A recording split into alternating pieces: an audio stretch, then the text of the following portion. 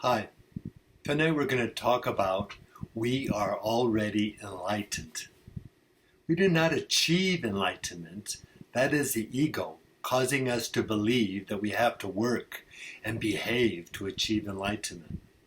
Our whole life we have been pursuing a goal, moving towards something, but enlightenment is releasing and letting go to flow into the state of being.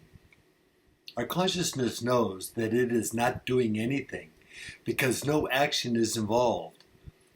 And bliss is a result of just being, resting in our soul. Being enlightened is being aware because we are not altering or modifying anything to be better, but just becoming aware of who we truly are and always have been. It does not come from religion, but from our soul or the consciousness that is who we all are already. It is not altering, modifying, or replacing anything, but just dropping who we are not. Hermann Hesse said, "Within you there is a stillness and a sanctuary to which you can retreat at any time and be yourself." Joseph Campbell said, "Your sacred space is where you can find yourself over and over again." Swami Vivekananda said, "All the powers in the universe are already ours. It is we who have put our hands before our eyes and cry that it is dark." The universe acknowledges our situation, so it brings people into our life or isolates us so we can focus on our soul's consciousness to bring about peace and get rid of our conflicts. We can't escape our consciousness because when we find it, we become happy, as our passion, path, and purpose in life is who we are. It is like turning up the radio as we focus and increase our intensity and intuition, and then the universe responds by bringing us what we need. It is a universal law. That is why the Bible says, "The soul is where we find our treasure." It is an awakening, an experience of awareness that we are consciousness with a mind that has an identity, a personality, and an ego. They are not us because we are aware of them, but they are in our conscious sphere as we awaken to our true reality and nature. But we can return to perceiving reality as a mind, self, or ego, as a spiritual being having a human experience. Sadhguru says, "If you want to find out the purpose of life, you need to look beyond the limitations of body and mind." Lao Tzu said, "To become learned each day adds something.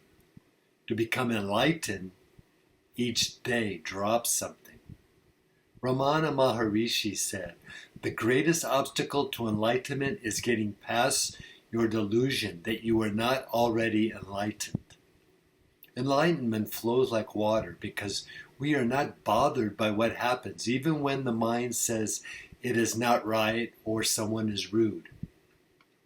Life and enlightenment keep flowing around obstacles or through them, so we accept what comes our way. When we are bothered, our mind holds back the natural flow of events, but running water is never stale.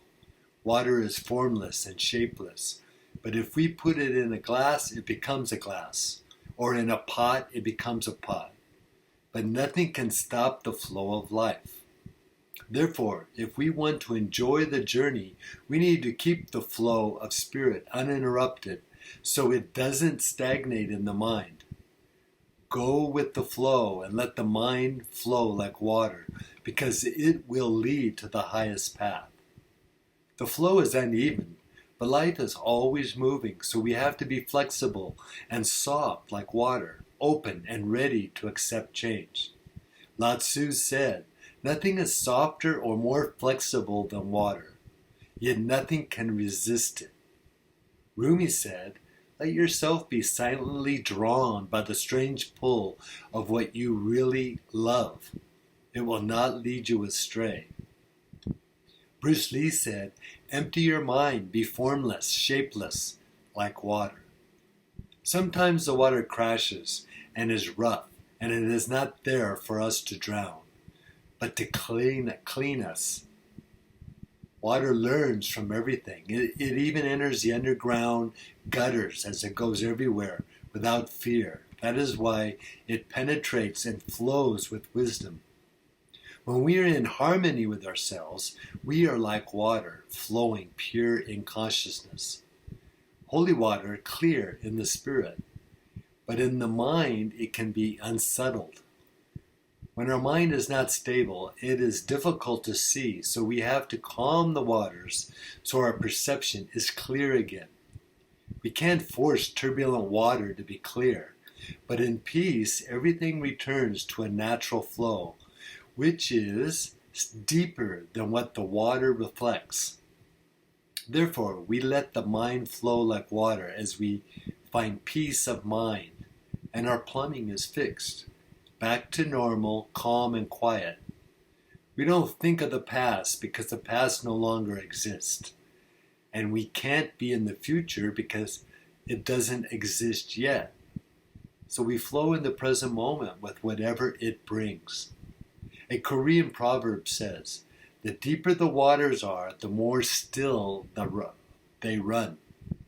A Zen proverb says, we cannot see our reflection in running water. It is only in still water that we can see. We can't be somewhere where we are not present, and we don't have to do anything to be here now. It is not possible to be somewhere else than in the present, or to be in another time, except in our thoughts. When we go beyond the mind, beyond our thoughts, we find our way to the enlightenment that we are already, present in with all its wisdom. Our thinking is dualistic, so we think we got it when we lost it in the dualistic pendulum. But that is in the mind, and we can't outsmart the mind with thinking. So we have to go beyond it. Our thoughts keep us from the mystery, the grace of what we can't describe or talk about, because it is beyond our thoughts. Our thoughts get in the way, as we are always present in the mystery called enlightenment or heaven. There is so much we don't know and can learn in a single moment or spiritual experience, but we tend to focus on our strong beliefs and that keep us from it. That is why Bruce Lee said, be formless, shapeless like water. If you put water in a cup, it becomes the cup. You put water in a bottle, it becomes the bottle. You put it in a teapot, it becomes the teapot. Now, water can flow or it can crash. Osho said, being enlightenment, being is enlightenment. Becoming is ignorance.